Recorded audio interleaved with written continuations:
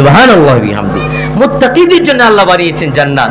মুত্তাকিদেরকে আল্লাহ পাক এমন মর্যাদা দিবেন, ফেরেশতারা পেছন দিক থেকে তাদেরকে নিয়ে চলবে, জান্নাতের গেটে যাবে, ফেরেশতারা তাদেরকে সালাম দেবে এবং তারা আস্তে আস্তে সবাই নিরাপদে নিশ্চিন্তে নির্বিঘ্নে সুখময় জীবন জান্নাতি হয়ে যাবে। সুবহানাল্লাহ বিহামদি।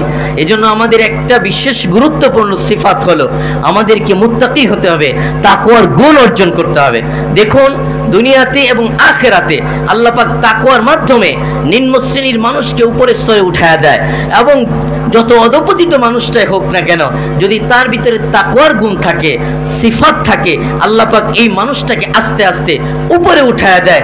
একদম একটা রাখাল মানুষ, তার কোনো মূল্য নাই, একজন দুধওয়ালা, একজন গোয়ালিনী, যার কোনো মূল্য নাই, কিন্তু তাকওয়ার গুণ আর বৈশিষ্ট্যের কারণে আল্লাহ পাক তাকে এত মর্যাদা দিয়েছেন যে আল্লাহ পাক খলিফা বাদশার ছেলের পুত্রবধূ হওয়ার সৌভাগ্য আল্লাহ দান করেছেন। সুবহানাল্লাহ। আল্লাহ পাক বলেন, শোনো, ইয়া আইয়ুহান নাস ইন্না খালাকনাকুম মিন যাকারি ওয়া উনসা, হে মানব মণ্ডলী, আমি তোমাদেরকে সৃষ্টি করেছি একজন মানব একজন মানবী। আদম আলাইহিস সালাম আদি পিতা, মা হাওয়া আদি মাতা, এই দুইজন থেকে আল্লাহ পাক মানব সৃষ্টির সূচনা করেছেন। এরপরে আল্লাহ পাক আস্তে আস্তে পুরো পৃথিবীটাকে মানুষ দ্বারা আল্লাহ পাক সাজিয়েছেন।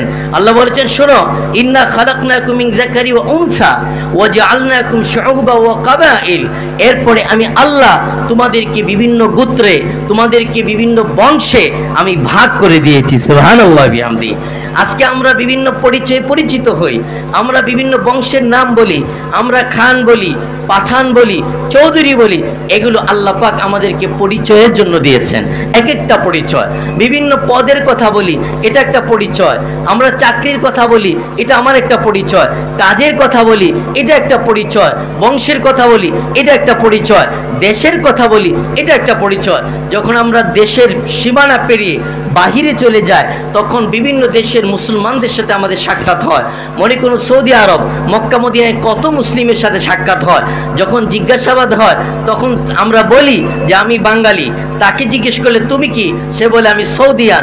তুমি কোথায়, সে বলে আমি রাশিয়ান। তুমি কোথাকার, আমি জাপানিজ। বিভিন্ন কথা বলে, এর মাধ্যমে আমরা বুঝতে পারি যে লোকটা আমার বাংলাদেশি না, সে সৌদি আরবের। লোকটা আমার বাংলাদেশি না, সে জাপানের। লোকটা আমার বাংলাদেশি না, সে আমেরিকার। লোকটা আমার বাংলাদেশি না, সে ইন্ডিয়ান।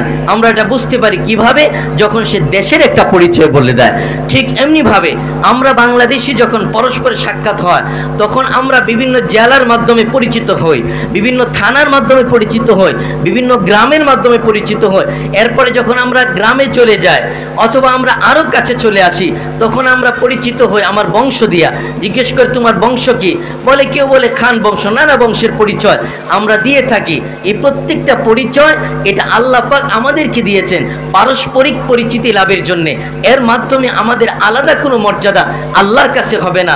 এই পরিচয় দিয়া আমি জান্নাতে কোনো আলাদা মর্যাদা লাভ করতে পারবো না। এগুলো সব দুনিয়াবি পরিচয়। দুনিয়াতে পরিচিত হওয়ার জন্য আল্লাহ পাক এই সুবিধাগুলো আমাদেরকে দিয়েছেন। নচেত এই পরিচয় দিয়া না আমি আল্লাহর কাছে আলাদা কোনো মূল্য পাবো, না জান্নাতে আমি আলাদা কিছু নিয়ামত পাবো, কিচ্ছু পাবো না। বরং আল্লাহ পাকের কাছে সম্মান, আল্লাহ পাকের কাছে মর্যাদা কিভাবে লাভ করা যাবে, এই কথাটা আমাদের জানতে হবে। আল্লাহ বলেছেন, ইন্না আকরামাকুম ইনদাল্লাহি আতকাকুম, আল্লাহ পাকের কাছে তোমাদের মধ্যে সবচেয়ে সম্মানিত মানুষ হলো তারা যাদের ভিতরে আল্লাহ পাক তাকওয়ার গুণ, তাকওয়ার সিফত আল্লাহ পাক দান করেছেন। সুবহানাল্লাহ। সুতরাং আমি যদি মুত্তাকি হই, আমার বংশ পরিচয় যাই থাকুক, আমি আল্লাহর কাছে সম্মানিত, আমি জান্নাতি হতে পারবো। আবার যদি এই পরিচয়টা যদি না থাকে, মুত্তাকি যদি হইতে না পারি, তাহলে আমার দুনিয়াবি পরিচয় অনেক বড়। আমি প্রেসিডেন্ট, আমি প্রধানমন্ত্রী, আমি মন্ত্রী, আমি এমপি, আমি চেয়ারম্যান, আমি এই সেই অমুক তমুক নানা কিছু পরিচয় আমার থাকতে পারে, কিন্তু তাকওয়ার পরিচয় না থাকার কারণে, এই গুণটা না থাকার কারণে আমি জান্নাতে আল্লাহ পাকের কাছে কিছুই নিতে পারবো না। তাহলে বোঝা গেল তাকওয়ার দাম কত, মুত্তাকিদের দাম কত। তাকওয়া ছাড়া আল্লাহর কাছে সম্মান পাওয়া যায় না। হযরত বেলালে হাবশী রাদিয়াল্লাহু তাআলা আনহু, উনি হাবশা দেশের মানুষ, তেমন কোনো মান মর্যাদা নাই। মদিনাতে এসছেন, উনি ছিলেন গোলাম। মক্কায় আসছেন, গোলাম হয়েছেন, গোলামের জিনজির গলায় দিয়েছেন, পায়ে জড়িয়েছেন, গোলাম ছিলেন।